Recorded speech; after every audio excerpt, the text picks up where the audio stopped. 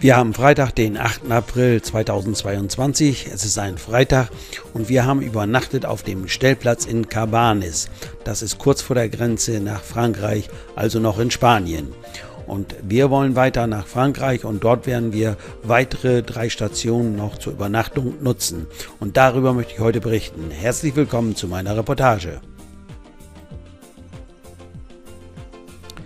Für uns ist dieser Stellplatz hier in Cabanes in erster Linie ein Etappenplatz. Wir bleiben hier eine Nacht. Er ist großzügig, schnell von der Autobahn anzufahren und man kann angehängt mit dem Anhänger hier stehen. Und das sind so gewisse Vorteile, die wir gerne nutzen. Es gibt hier Strom, wer also Strom braucht, kann den haben hier. Es gibt auch Toiletten und es soll auch Duschen geben. Ich habe mir das hier nicht angesehen, soll alles sehr einfach sein. Aber gut, da möchte ich nicht weiter beurteilen. Es gibt eine End- und Versorgung am Bodeneinlass und man kann natürlich auch Frischwasser zapfen.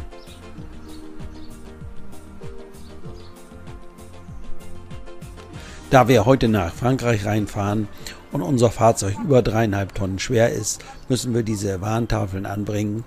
Und zwar habe ich das mit Saugnäpfen gemacht und habe festgestellt, es funktioniert, bei mir jedenfalls. Die Oberfläche muss sauber und glatt sein, dann halten sie auch. Ich bin da also jetzt 3-mal mit durch Frankreich gefahren und hatte keinerlei Probleme, ich habe sie nie verloren.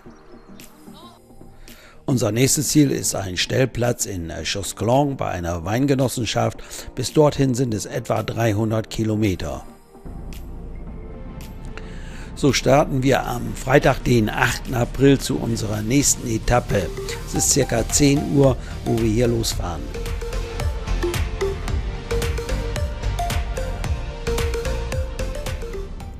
Wir fahren Richtung Autobahn, dazu müssen wir wieder durch die kleine Stadt Cabanes.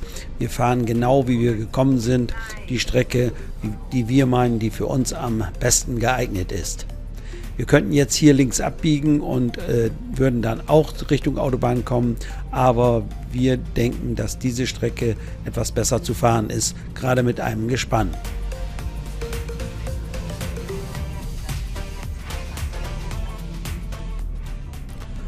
Vom Stellplatz bis zur Autobahn sind ca. 6 Kilometer, also ist die Autobahn sehr schnell zu erreichen. Die Maut ist in Spanien ja abgeschafft, so fahren wir kostenlos bis zur Grenze nach Frankreich rein ohne Maut. Es sind allerdings von hier nur noch wenige Kilometer bis zur Grenze nach Frankreich. In Frankreich fahren wir auf der Autobahn A9, sie ist mautpflichtig. Man könnte von der Grenze bis nach Narbonne auch die Nebenstrecke fahren, lässt sich auch gut fahren. Aber ab Narbonne wird es dann ein bisschen haarig mit den vielen Kreisverkehren. Deshalb fahren wir insgesamt die Autobahn und zahlen dafür etwa bis nach Chosclon hin 80 € an Mautgebühren. Von der Autobahnabfahrt bis zum Stellplatz in Chosclon sind es etwa 15 Kilometer. Die letzten 2-3 Kilometer führen uns durch ein Weinanbaugebiet. Dort ist die Straße nicht sehr breit, aber man kann ohne weiteres dort fahren. Was aber wichtig ist, nicht durch den Ort fahren, durch diesen kleinen Ort. Ich habe das hier mal gelb eingezeichnet. Diese Strecke sollte man nach Möglichkeit nicht nutzen, denn dort gibt es eine schmale Stelle. Einfacher ist, die blau gekennzeichnete Strecke hier zu fahren. Dieser Stellplatz hier in Chosclon liegt gegenüber einer Weingenossenschaft. Es ist ein kostenloser Stellplatz. Man ist auch nicht verpflichtet, dort Wein einzukaufen, aber natürlich freut man sich, wenn man dort mal was kauft. Es handelt sich um einen einfachen geschotterten Platz. Er hat aber eine End- und Versorgung. Strom gibt es nicht. Wir fahren als erstes auf die Entsorgung. Das ist hier kein Problem, auch mit Gespann, also auch mit Anhänger kann ich hier bis an die Entsorgung ranfahren und brauche nicht den Anhänger abhängen.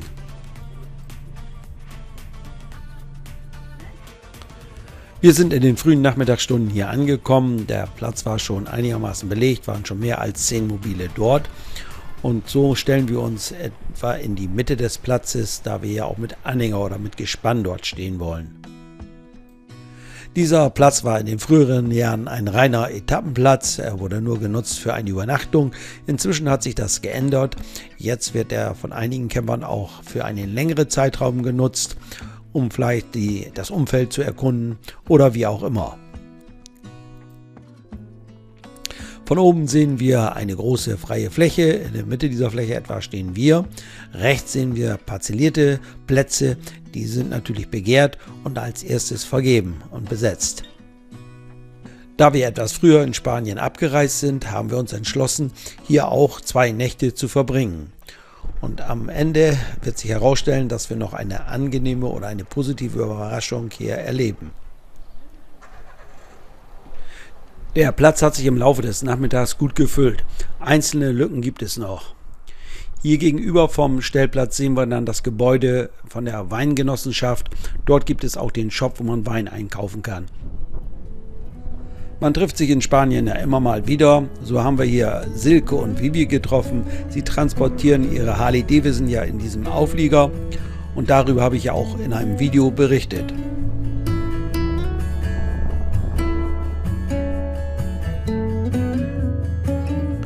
Am Abend ist der Platz gut gefüllt. Ich schätze, etwa 50 Mobile stehen hier auf diesem Stellplatz und davon ja fast die Hälfte, würde ich sagen, mit Anhänger.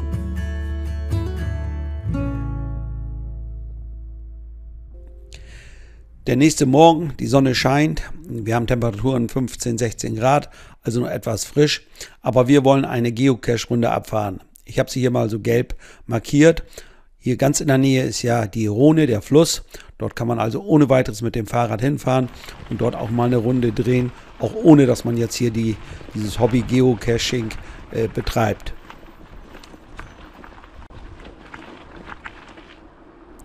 Unsere Route führt uns hier durch das Weinanbaugebiet. Es gibt hier asphaltierte Strecken, die man gut mit dem Fahrrad fahren kann, oder geschotterte, so wie hier. Man ist hier voll in der Natur und wie man hier sieht, Rita hat wieder einen Geocache gefunden. Dann wird sich jetzt eingetragen in das Logbuch und dann geht es weiter. Wir fahren jetzt entlang an einem kleinen Nebenfluss der Rhone. Ja.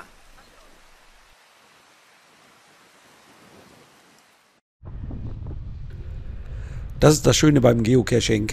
Man lernt die Umgebung kennen. So kommen wir hier jetzt auch mal in eine kleine Stadt. Den Namen weiß ich nicht, aber es ist immer mal wieder interessant, sowas dann zu sehen. Auch das ist ganz interessant. Wir fahren hier auf einem Damm und rechts und links haben wir die Weinanbaugebiete. Ich nehme an, dass dieser Damm das Weingebiet vor Hochwasser schützt.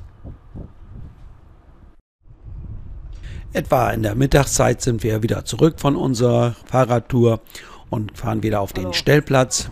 Dort stehen jetzt nur noch wenige oder einige mit ihrem Wohnmobil. Aber das ändert sich wieder am späteren Nachmittag, dann füllt sich der Platz wieder.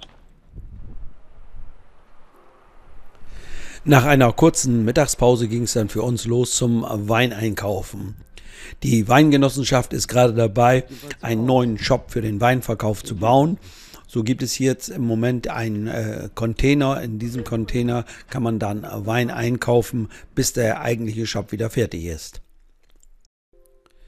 Hier gibt es Wein in ganz unterschiedlichen Preisklassen und wer seinen richtigen Wein da rausfinden möchte, der kann hier auch eine Weinprobe machen und verschiedene Sorten probieren und testen.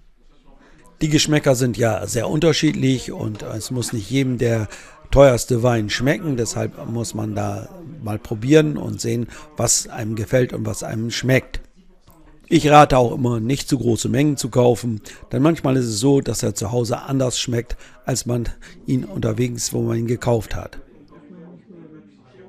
Während wir so uns umschauen, werden wir angesprochen von einem französischen Paar. Sie kennen auch unsere Videos, sie kommen aus dem Elsass und sprechen deshalb auch Deutsch. Sie haben den Betreiber dieses Shops oder die Weingenossenschaft darauf hingewiesen, wer wir sind und dass wir über diesen Stellplatz berichtet haben. Und so wurden wir ganz spontan eingeladen zu einer Weinprobe. Den Mitarbeitern der Weingenossenschaft war Hako schon länger bekannt. Es hatten sich schon einige Camper hier dazu geäußert, dass dieser Platz häufig genutzt wird von ihnen, weil der bekannt gemacht worden ist durch Hako. Das hat sie natürlich gefreut, denn der Umsatz ist damit gestiegen. Wir durften hier die besten Weine probieren, die es hier in der Genossenschaft gibt, und durften uns 3 Flaschen aussuchen und als Geschenk mitnehmen. Das ist Anerkennung, darüber haben wir uns sehr gefreut. Wir danken der Weingenossenschaft, wir danken aber auch allen Campern, denen wir hier diese Flaschen Wein zu verdanken haben. Schön war auch, dass dieser junge Mann, der uns hier hinaus begleitet, Deutsch spricht. So gab es auch keinerlei Verständigungsschwierigkeiten. So hatten wir noch einen schönen Abschluss des Tages. Der nächste Morgen, ein Sonntag, wir haben den 10. April und unsere Reise geht weiter Richtung Heimat. Unser nächstes Ziel ist ein Stellplatz bei einem Vogelpark, und zwar in der kleinen Stadt Villars-les-Dombre. Das sind etwa 250 Kilometer und wir nutzen dazu überwiegend die Autobahn. Aber um zur Autobahn zu kommen, müssen wir erst ein Stück Nebenstrecke hier fahren. Das sind also vom Stellplatz in Chusclon bis zur Autobahnauffahrt etwa 30 Kilometer. Aber es ist landschaftlich sehr schön, so hat man also eine unterhaltsame Fahrt. Die Autobahnen in Frankreich sind meistens gut ausgebaut, je Fahrtrichtung 3 Spuren, und an einem Sonntag ist es doch sehr entspannt, dann dort zu fahren. Die Autobahn ist ja hier mautpflichtig. Wir zahlen also von dieser Auffahrt bis kurz vor Lyon etwa 46 € Maut. Wir fahren ja mit der Box von Tolltickets und das wird dann vom Konto abgebucht. Kurz vor Lyon verlassen wir die A7 und fahren auf die A46. Das ist eine Umfahrung von Lyon, ist ein bisschen weiter, aber man darf mit über 7,5 Tonnen nicht mehr durch Lyon durchfahren. Also muss man diese Strecke dann nehmen. Für alle anderen, die unter 7,5 Tonnen sind, können natürlich durch Lyon fahren. Ist etwas kürzer. Man muss aber eventuell mal mit einem Stau rechnen.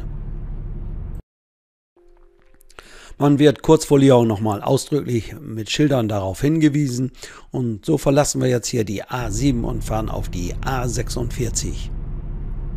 Ich erkläre das deshalb so ausführlich, da ich mehrfach angeschrieben worden bin mit der Frage, wie umfahre ich Lyon. Deshalb habe ich dies hier nochmal gezeigt. Also wenn man aus Richtung Süden kommt, immer Richtung Paris, dann kann man nichts verkehrt machen. Nachdem wir Lyon umfahren haben, verlassen wir die Autobahn an der Abfahrt Villars-les-Dombre und fahren hier auf dieser D1083 Richtung Vogelpark.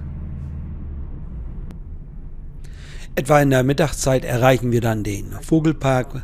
Hier sieht man den Parkplatz vom Vogelpark. Ist ein Sonntag, da steht der Parkplatz natürlich voll mit PKWs.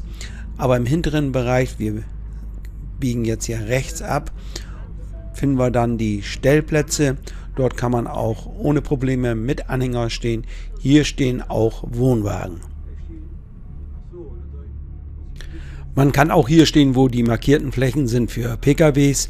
Ich habe, solange wir hier kommen, noch nie erlebt, dass diese Plätze von PKWs irgendwie belegt waren oder dass wir irgendjemand einen Platz weggenommen haben.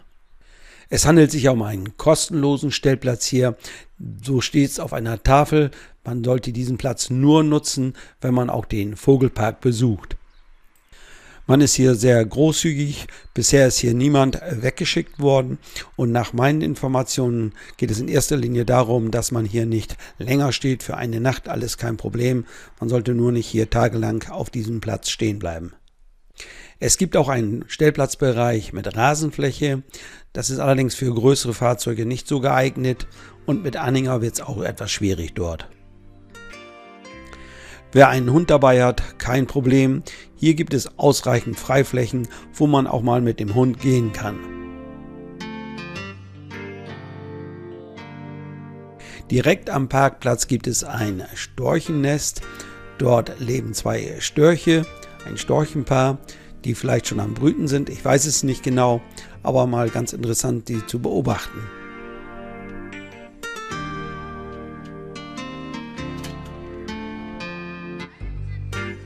Wir gehen mal zum Eingang des Vogelparks. Wir haben diesen Vogelpark vor einigen Jahren schon besucht. Lohnt sich auf jeden Fall. Er ist geöffnet vom 1. April bis zum 13. November. Eintrittspreis etwa 20 Euro. Die Öffnungszeiten sind je nach Jahreszeit etwas unterschiedlich. Der kleine Ort Villa-le-Domble ist nur wenige 100 Meter oder vielleicht 1 Kilometer vom Stellplatz oder Vogelpark entfernt. Man kann dort an der Straße entlang, gibt es einen Fußweg gehen und hat hin und wieder auch mal einen Blick auf den Vogelpark oder in den Vogelpark.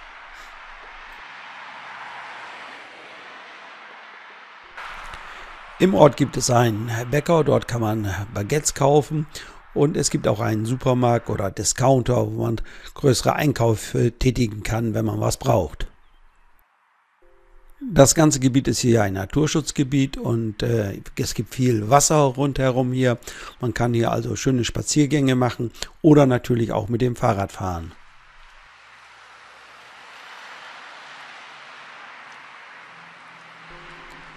Nachdem wir von unserem Spaziergang zurück sind zum Stellplatz, sehen wir, dass sich der Stellplatz weiter gefüllt hat. Es stehen jetzt circa 30 Wohnmobile hier auf dem Stellplatz, davon viele mit Anhänger. Auch immer wieder interessant, wenn man solche exotischen Wohnmobile sieht, beziehungsweise Omnibusse, die umgebaut sind zu einem Wohnmobil.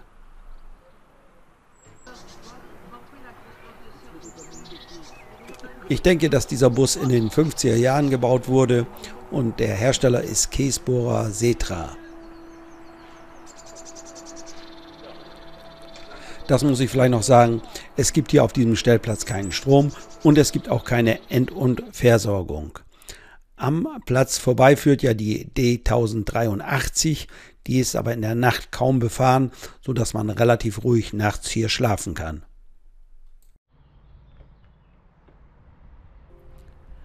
Der nächste Morgen, wir haben Montag, den 11. April. Viele sind schon gestartet zu ihrer Weiterreise. Wir haben noch etwas Zeit und lassen uns Zeit, denn wir haben nur 250 Kilometer bis zu unserem nächsten Ziel. Unser nächstes Ziel ist die Stadt Westhaul. Dort gibt es einen Stellplatz. Dort soll man auch mit dem Anhänger angehängt gut stehen bleiben können. Und dort wollen wir jetzt hinfahren. Wir werden dazu nicht auf der Autobahn fahren, sondern wir werden eine Nebenstrecke fahren. Das ist überwiegend erstmal die 1083. Und dann ist die nächste Station sind dann so Besançon und dann geht es weiter hoch. Aber darüber werde ich dann im nächsten Video berichten und euch zeigen, wie der Platz dort aussieht, wie man dort stehen kann und auch ein bisschen vom Umfeld. Ich sage bis hierhin erstmal Dankeschön fürs Zuschauen und sage Bye bye, bis zum nächsten Mal.